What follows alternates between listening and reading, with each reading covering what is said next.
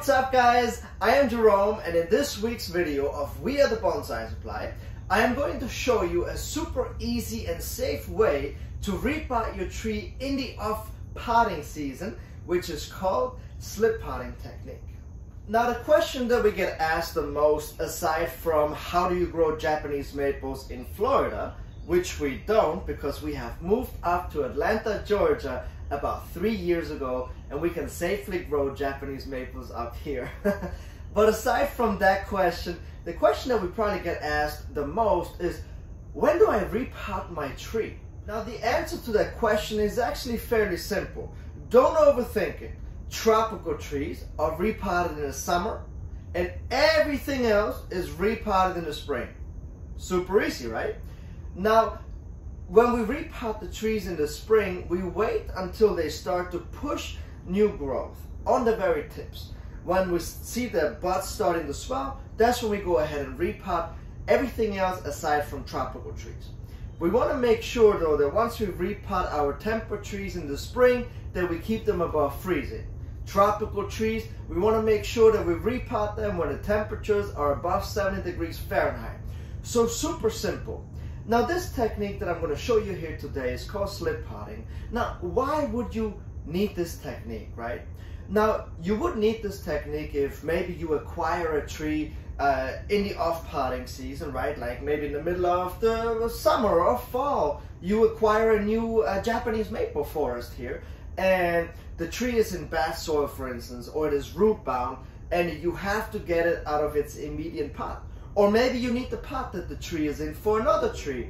Or this technique is also used a lot for like exhibiting your trees, right? Because you have your tree, and this technique is probably mostly used in Japan or in countries where they are further along in the bonsai developing world.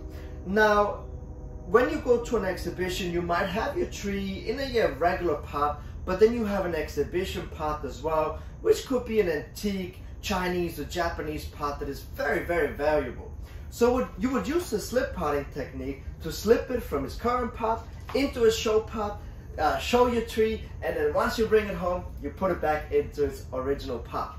Now the most important part about this technique, and yes, you can apply this technique to all of your trees.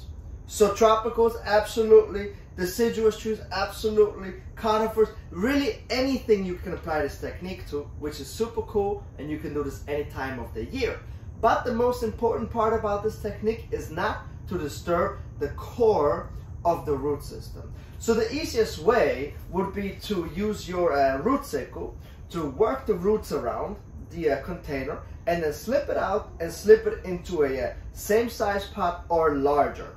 Now obviously if your tree is in bad health or is in bad soil, you would want to use a pot that's much larger, where you can just slide this in, fill it in with good bonsai soil, and then wait until the appropriate time to repot your tree, and then actually remove all of that old bad soil. This is a very good technique. Alright, so the tree that we're going to use here for this demonstration today is a Arakawa Japanese maple, which is the rough bark, which develops a really cool old rough bark looking texture on the trunk. You might actually recognize this composition because I did this about a year ago in the spring, where I planted these together, and all the trees were about this size here. And so as you can see, some of them have thickened up and some have not thickened up at all.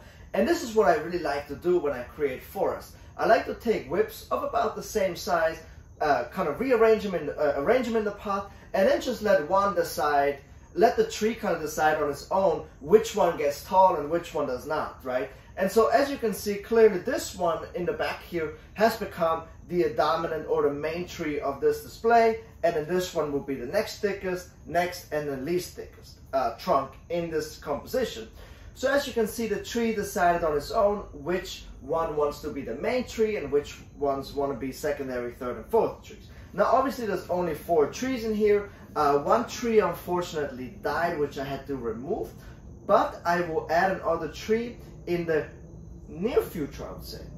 So now we're going to use this tree here today for the slip potting technique, and we're going to slip it into this new container.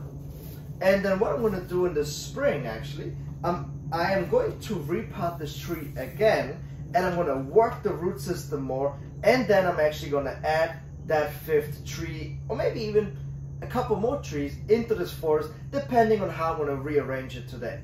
So the next thing that I need is a larger pot, right? So as you can see, this pot is much larger than its current pot. It's about twice the size. And this pot does not have any holes at the bottom. So I'm going to need a drill, a power drill, to drill some holes. And what else do we need? So of course, the most important thing, of course, we need to have some good soil, and we are going to use our all-purpose bonsai soil mixture. So this is all that we really need to get this forest slipped over, and let's get to work.